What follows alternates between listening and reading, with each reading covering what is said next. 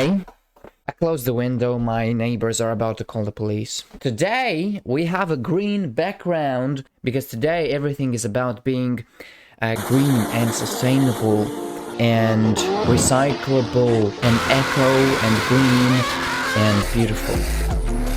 Yes. Because we're about to go through saving fuel tips number 2. The last time we've been talking about how to drive the perfect speed and pretend you're a granny behind the wheel.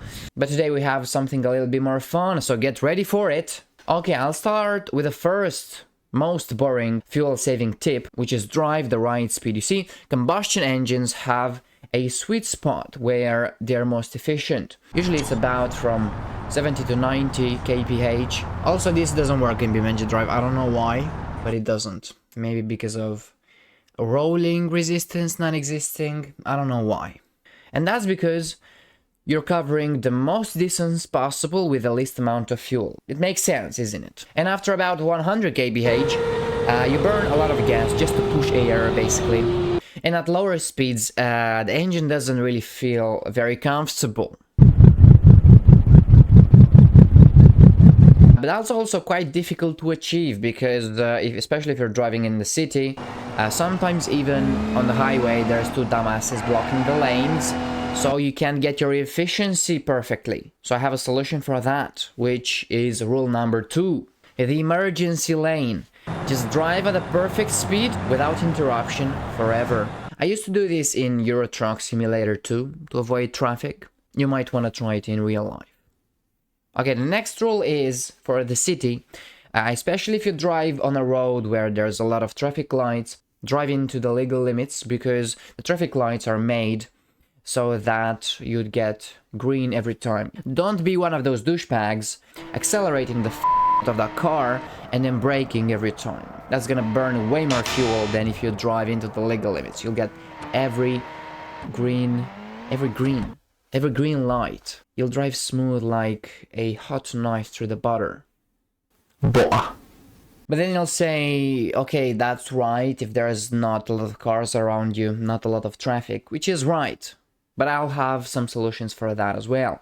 The first one would be the next rule. What the f is that? It's number 4. If your problem is traffic, just drive an EV or a hybrid. It's sad, but it's true. Okay, the next rule is a bit more fun.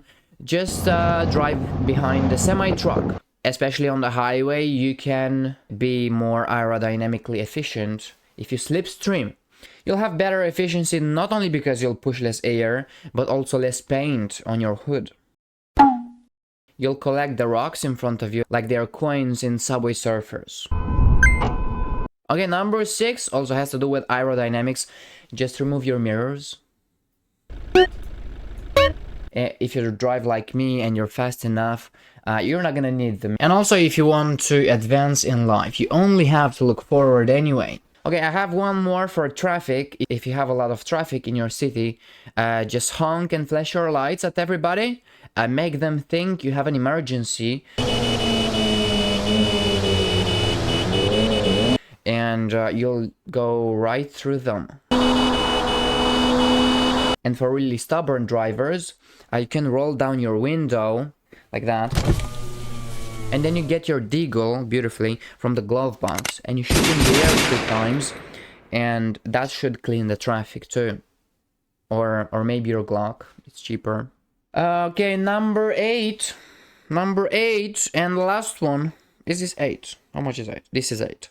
Number 8 is always drive behind an emergency vehicle.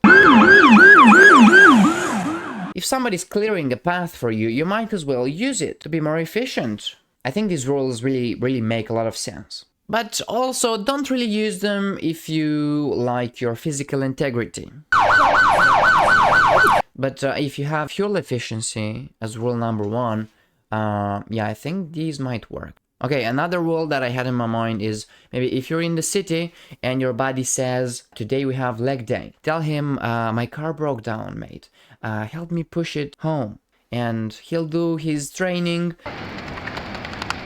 You'll get your car moving. That might be another thing. You have to be creative in any case. There might be some more rules. Like also, turn off your headlights.